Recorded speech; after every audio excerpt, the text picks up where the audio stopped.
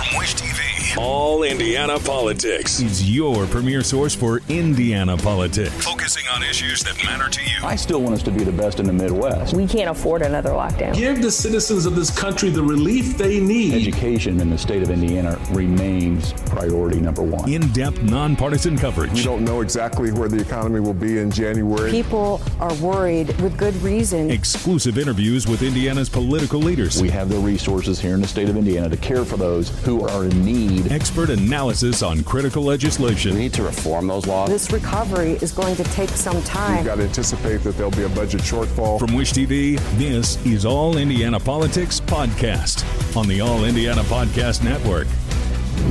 Good Sunday morning. Welcome to another edition of All Indiana Politics. I'm Phil Sanchez. Congressman Jim Banks says every Indiana city should end any sister city arrangements with China. Those comments came during a wide-ranging interview with our government reporter Garrett Bergquist. Banks last week took part in a hearing on potential Chinese threats, including through sister city agreements. He talked with All Indiana Politics about the hearing, the ongoing crisis in the Middle East, and a potentially problematic endorsement from Indiana's Secretary of State.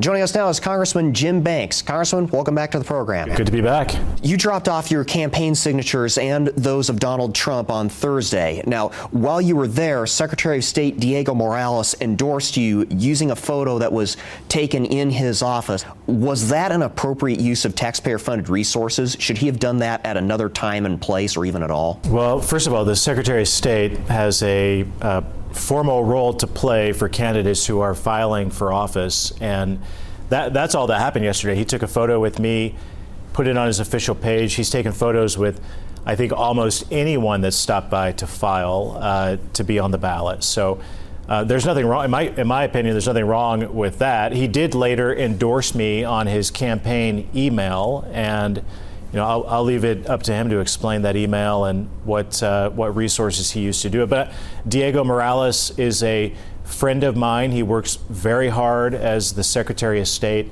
and I'm really proud to have his endorsement. I want to turn to the border negotiations. From what you've heard of the Senate deal, would you support it if it came to the House? Well, from what I've heard about it, the answer is easily no. I'm very skeptical of the deal, but we don't know enough about it yet. I mean, they've been negotiating this deal for a very long time, and there's no writing on the wall of what is actually in the deal. I can tell you this, though. The House of Representatives has already passed a strong border security bill. It's called H.R. 2.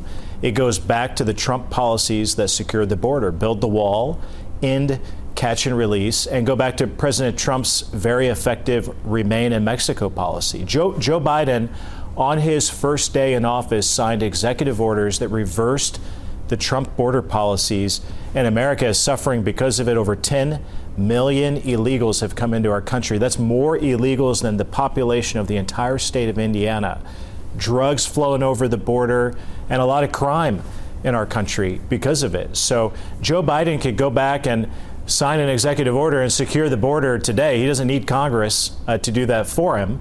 But the House passed a very strong border bill, and it's just sat in the Senate for nearly a year without them even touching it. So the Senate should start with that, pass the House's bill, H.R. 2, and send it to the president to sign it to secure the border. Let's talk about the situation in the Middle East. We just lost 3 service members in a drone attack in Jordan. The Biden administration blames Iran-backed militias for that. At this point, what should the U.S. response be? Well, an immediate response against those who are responsible for killing 3 of our heroes, and that hasn't happened yet. Another weak, empty response from the weakest commander-in-chief that we've ever had in the White House, and that's deeply troubling to me as someone who wore the uniform. That means that our troops around the world are vulnerable because Joe Biden's not striking back against people who have struck down and killed American troops. So Iran is the biggest state sponsor of terrorism in the world. And when you appease them and give them money like Obama did with the Iran nuclear deal, that money funnels directly to Iran proxy groups like Hezbollah, Hamas, and the Houthis. Yet Joe Biden came into office and in the very beginning of the Biden presidency wanted to renegotiate another deal with Iran and give them relieve sanctions and give them money, let the money flow back to Iran. Donald Trump through his maximum pressure campaign, sanctioned Iran. He took out Soleimani, the biggest terrorist in the world. And the Iranians and their proxy groups were afraid of that type of action. That's peace through strength. And that speaks volumes to our enemies. Right now, our enemies like China, Russia, Iran, North Korea, they're not afraid of America. And that's why they're all acting out. And the world is a far more dangerous place today because of Joe Biden's policies than what they were when Donald Trump was in office. So a swift response, an immediate response to go after those Houthi terrorists who killed Americans would have been the right response. But it's been over a week since it happened. So this is it's disturbing, it's dangerous, and it just goes to show how weak Joe Biden is as president. You were part of a hearing on, among other things, sister city agreements with China earlier in the week. You've asked the city of Carmel specifically to end its sister city agreement with a corresponding city in China. If we do that specific step, do we risk further worsening diplomatic relations with China? Well, these agreements are dangerous. The FBI has warned us in Congress. The sister cities agreements, like the Confucius Institutes, are part of an umbrella operation by Communist China called the United Front, which the FBI has warned us is part of their espionage effort. They use it to push their propaganda in America. A really disturbing Washington Post story last week about the former mayor of Carmel going to China in his final weeks in office. He was wined and dined, expensive liquor, massages, and in the midst of all that, he signed a new sister cities agreement. And the Washington Post profiled this. That's why I brought it to the attention of the new mayor, Sue Finkham, who's a really great leader for Carmel. And I'm glad to hear that her lawyers are reviewing the agreement that the former mayor signed to make sure that the city of Carmel is not giving anything up to the biggest enemy that we face in the world today, and that's Communist China. So these sister city agreements are dangerous. To give you an example, Prague just ended its sister cities agreement with China because they refused there in their country to go along with the one China policy and acknowledge that Taiwan was owned by China. So is that the same thing that the former mayor of Carmel is agreeing to when he signed a sister cities agreement with China? I don't think we really know, but I don't think we should give any room to our biggest enemy to influence America, American cities.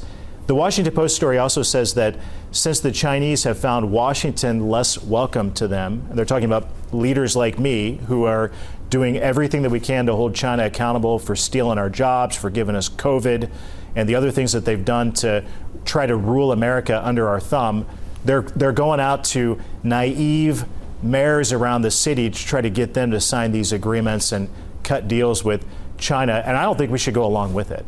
Should every city with a sister city agreement with China end it? Absolutely, without a doubt. I mean, the FBI has warned us about it. The current FBI director has warned us that these deals, the United Front, the Confucius Institutes, are all a part of China's strategy. They're used for espionage. I'm really glad, by the way, that Indiana University, my alma mater, dropped their Confucius Institute a couple of years ago because they became aware of the threats that the Confucius Institutes pose on a college campus. The sister cities agreements are really dangerous. It's a lot like that, and I'm doing everything that I can to draw attention to it and calling on mayors all over the state to drop these agreements. We shouldn't have those in place with our biggest enemy.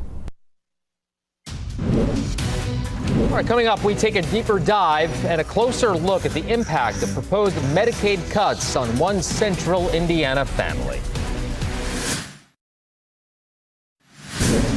Welcome back. Families taking care of kids with special needs, specifically those with medically complex issues, are looking closely at legislation they say leaves them with few caregiving options. The state Medicaid agency is still on the hook for answers. Garrett Bergquist has been following this for more than a week, and he brings us the story of one family now scrambling for alternatives.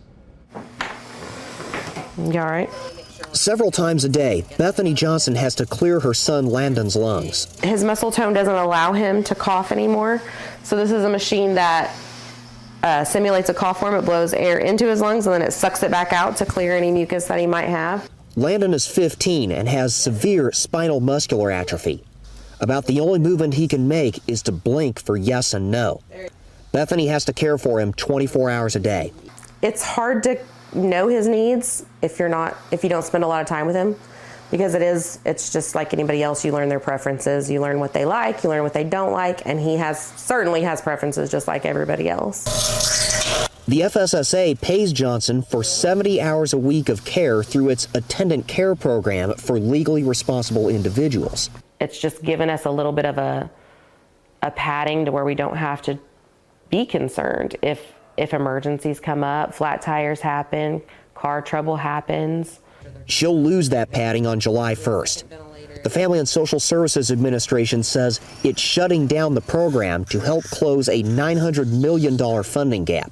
Her husband works full-time, but she says it's barely enough to cover her family's needs. I really struggled the first couple of days. I was depressed because I was thinking, what are we going to do? How are we going to readjust our lives to go back to barely making it? Families have begun protesting at the State House. During a conference call with the FSSA on Monday, lawmakers said they're frustrated by the answers they've gotten so far. I've been waiting for 11 days to get numbers. I mean, I would think that before FSSA decided to take these specific steps, there would have been numbers about how many individuals would be impacted and how much it would how much it would save. So where is the data? I can't personally speak to that. What I can tell you is that we're continuing to work to pull together information, to share it publicly. The FSSA has proposed an alternative program that would pay by day rather than by hour. Johnson says that wouldn't nearly meet her and Landon's needs. She says skilled nursing or in-home care aren't good options either. It's a situation where we have a new nurse. She knows nothing of Landon. I have to train her all by myself. So how do I miss work while that's happening, even if I did have a nurse? Or let's say that nurse's family is sick. She can't come in immediately. I can't come in. Johnson and her husband are checking every expense they have to see where they can save money.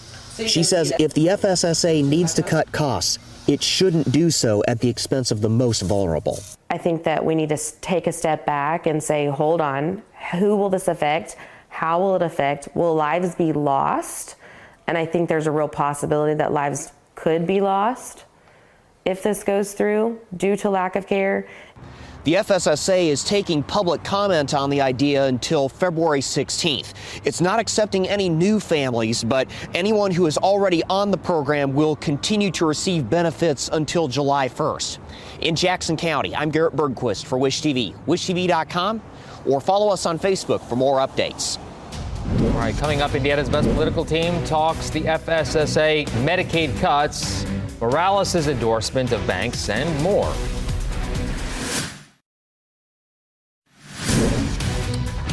Welcome back to All Indiana Politics as we welcome in two members of Indiana's best political team, Democrat Laura Beck and Republican Tom John. Good to see you both. Let's begin with that endorsement of Jim Banks by Secretary of State Diego Morales. Tom, the announcement used a photo taken by his official communication staff in his State House office.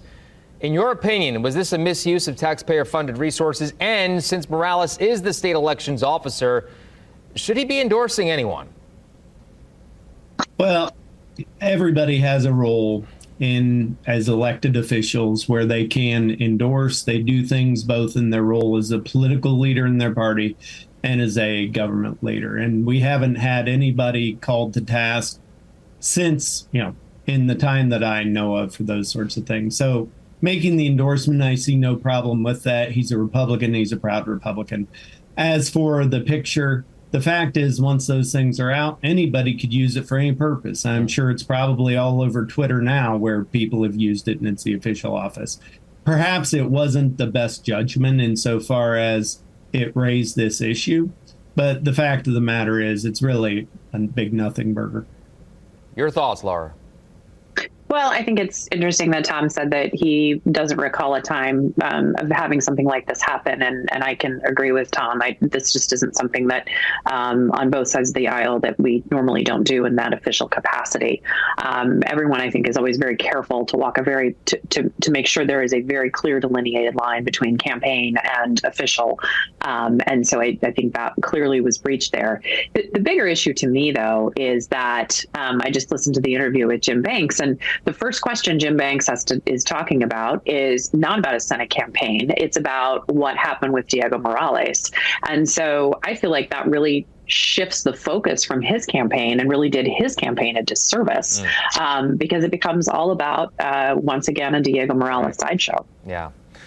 Well, let's move on to the attendant care situation. The agency says, as you know, it has some alternatives for families, including a per diem payment model. Garrett addressed those in our last segment. You heard it here. Laura, given the massive Medicaid spending gap, is this the way for those families that they can maybe hope for under the circumstances, rather?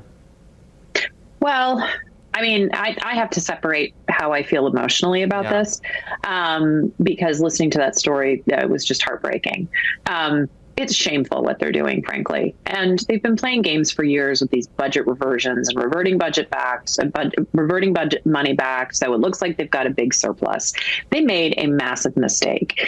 And instead of taking care of our most vulnerable citizens, people who need feeding tubes, who need constant care, whose families, the ones who love them the most and who care about them the most, are their caregivers.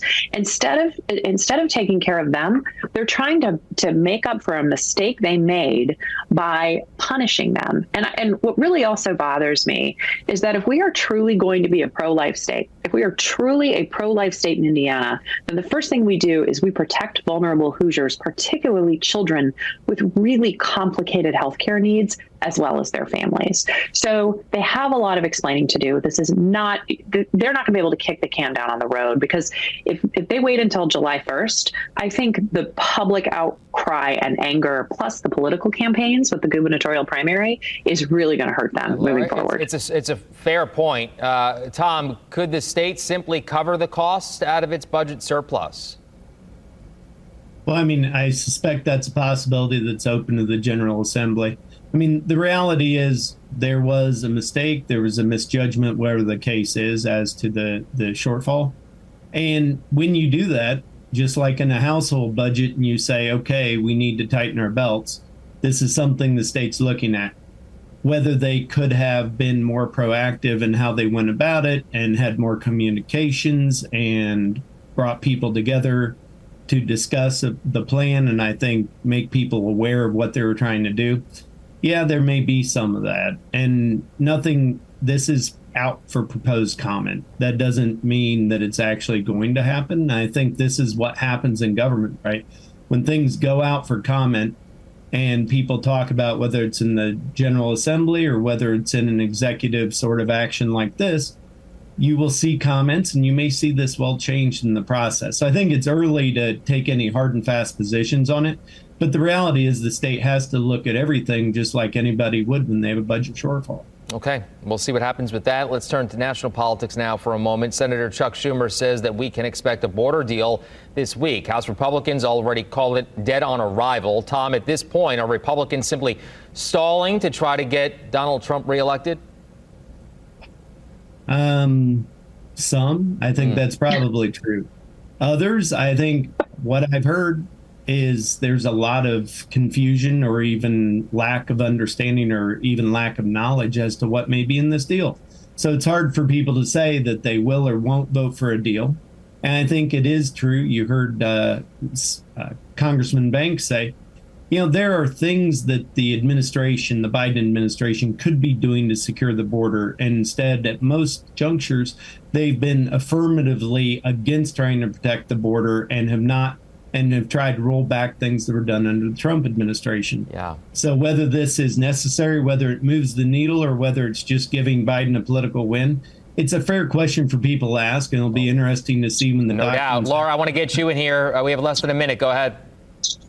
Well, I appreciate Tom's point of view, because I do think it has become a complete political quagmire since Donald Trump made it clear that any action on the border helps Joe Biden and hurts him. I will say that the bipartisan deal in the Senate really is much more restrictive and much more conservative than what Democrats have really ever been for before in the future. In the past, particularly because it does cut those it does put a cap on crossings on any given day. So I think we're going to see how it all happens, and we're going to watch it unfold. But yes, we will. Politics is definitely playing a role in and this. Unfortunately, we have to leave it there. Good to see you both. Thank you very much. We'll talk to you soon. Thank you. We'll be right back. All right, that's all the time we have. Thank you for joining us for All Indiana Politics this week. We'll be back here next Sunday morning at 9:30. You can also find our brand new All Indiana Politics podcast. It's part of the All Indiana Podcast Network over at wishtv.com. Have a great rest of your weekend.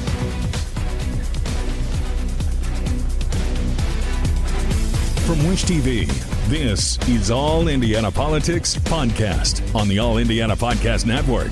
Watch All Indiana Politics live Sunday mornings at 9:30 on Wish TV and at wishtv.com. Subscribe to this podcast and listen weekly here on the All Indiana Podcast Network. And be sure to discover even more great podcasts at allindianapodcastnetwork.com.